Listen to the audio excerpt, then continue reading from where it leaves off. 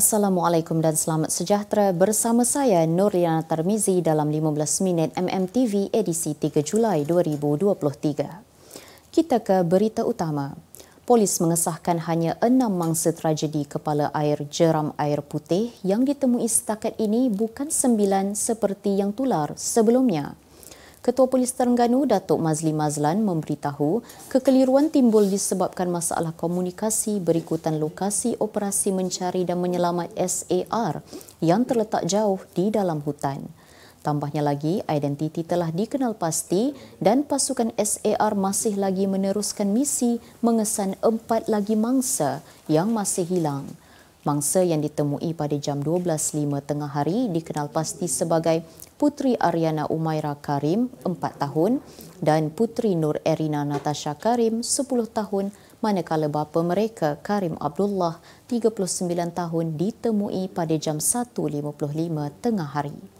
Sebelum ini, polis sudah mengenal pasti identiti mayat Muhammad Haziq Zikri Karim, 6 tahun, yang ditemui terapung oleh pasukan SAR kira-kira jam 11.05 pagi tadi.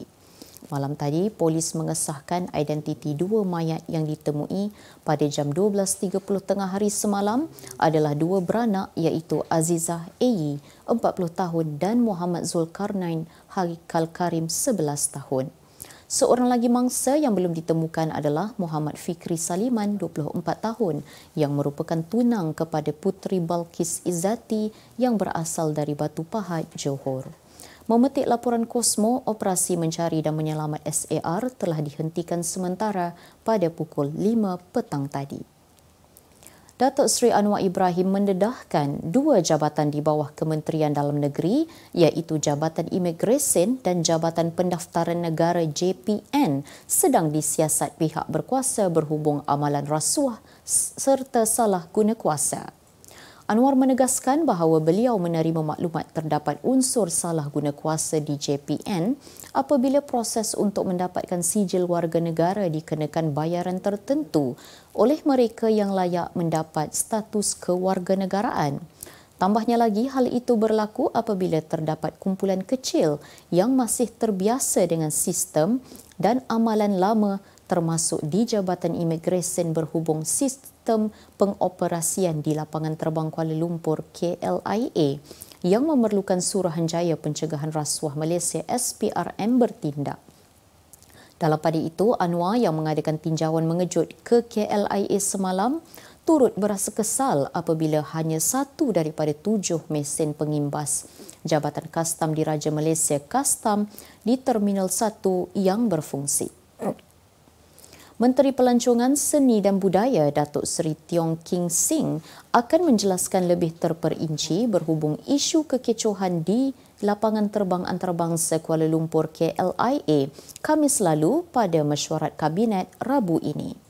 Timbalan Perdana Menteri Datuk Seri Ahmad Zahid Hamidi berkata, beliau telah bersemuka secara peribadi dengan ahli Parlimen Bintulu tersebut selain mengadakan perbincangan bersama beberapa pihak berkuasa lain yang turut terlibat. Tegasnya, isu tersebut seharusnya dapat diselesaikan dengan cara yang baik melalui sistem pentadbiran sedia ada.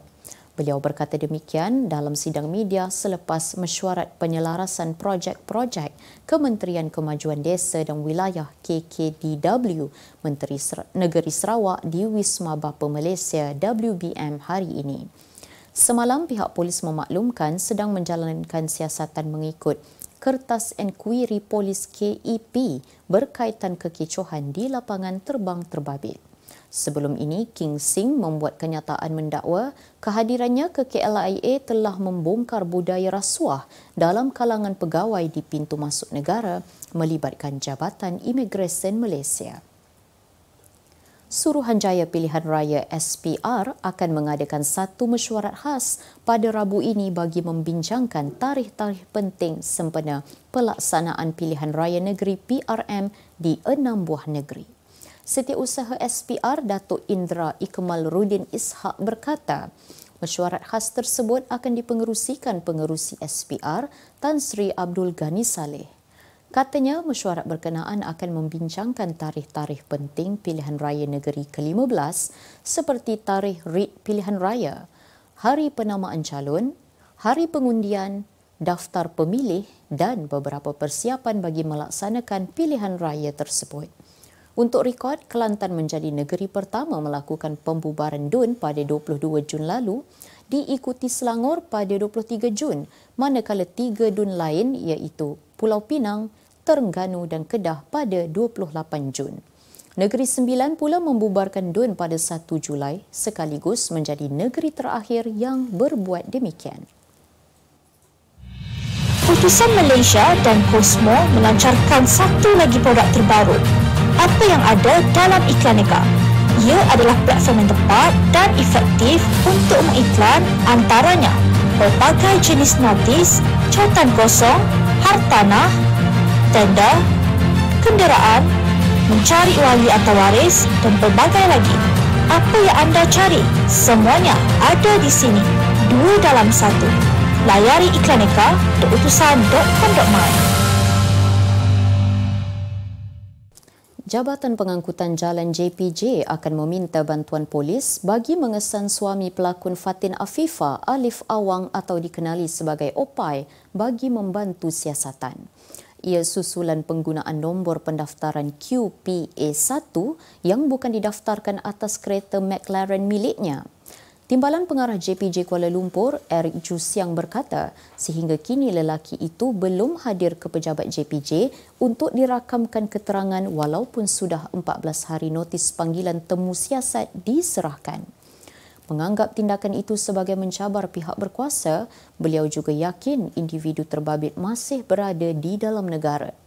Sementara itu, Ketua Polis Kuala Lumpur, Datuk Muhammad Syuhaili Muhammad Zain memaklumkan pihaknya masih belum menerima permohonan rasmi daripada JPJ Kuala Lumpur bagi mengesan Opai.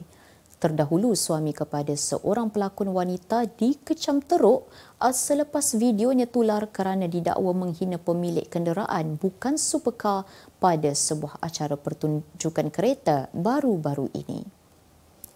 Seorang guru kerugian RM30,000 apabila rantai emas yang dibeli sempena ulang tahun perkahwinannya yang ke-25 tahun lalu diragut berhampiran sebuah pasaraya di Jalan Mok Hee Kiang mentakap semalam.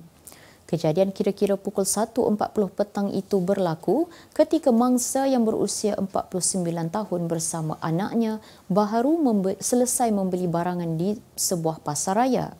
Timbalan Ketua Polis Daerah Superintenden Rosli Omar berkata, ketika sedang berjalan ke arah kereta, wanita itu dihampiri suspek bermotosikal dan meragut rantai emas yang dipakai mangsa.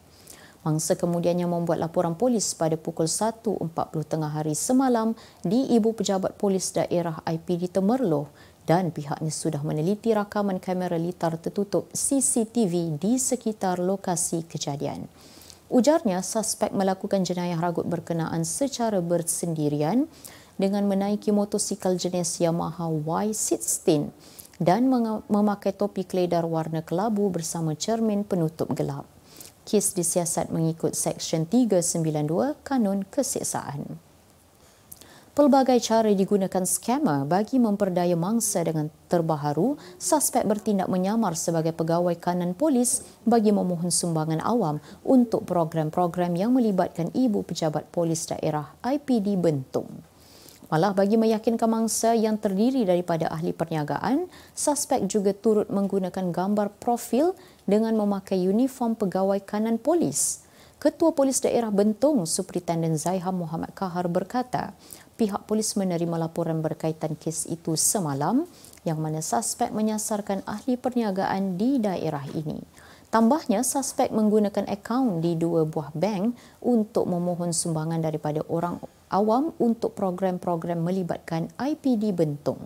Jelasnya lagi, kes itu disiasat mengikut Seksyen 420 Kanun Keseksaan dan siasatan giat dijalankan bagi mengesan suspek.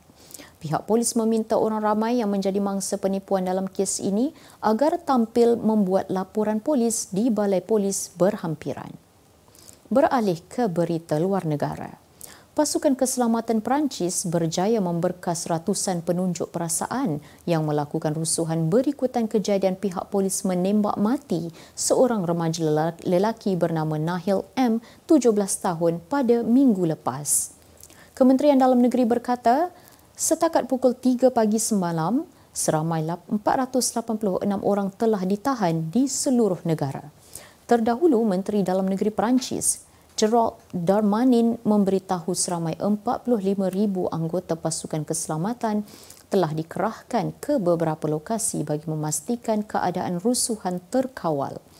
Dalam perkembangan sama, beberapa daerah di bandar Perancis turut dikenakan perintah berkurung bagi waktu malam bagi mengembalikan semula ketenteraman awam. Protes kematian Nahil yang berketurunan Algeria mendedahkan ketegangan kaum yang serius di Perancis serta kebencian terhadap polis yang dituduh berat sebelah serta rasis.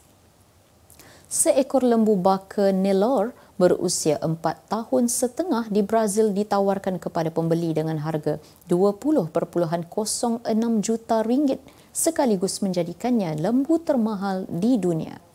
Lembu yang diberi nama Viettina 19 FIV Mara Imovis itu akhirnya berjaya dijual pada lelongan di Arandu dengan harga 6.71 juta ringgit.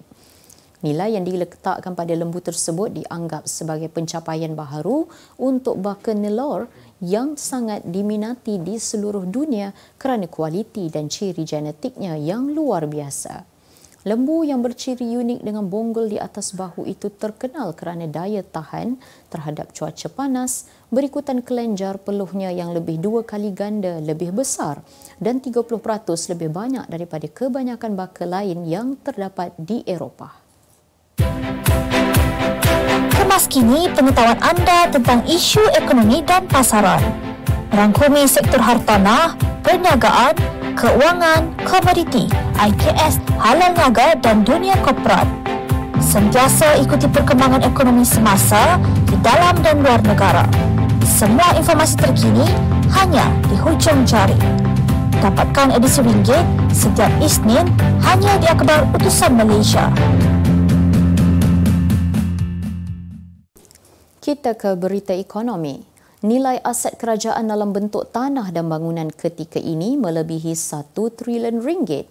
Timbalan Menteri Keuangan 1, Datuk Seri Ahmad Maslan berkata, penilaian itu dibuat oleh Jabatan Akauntan Negara serta Jabatan Penilaian dan Perkhidmatan Harta JPPH bagi tempoh 10 tahun sejak 2013.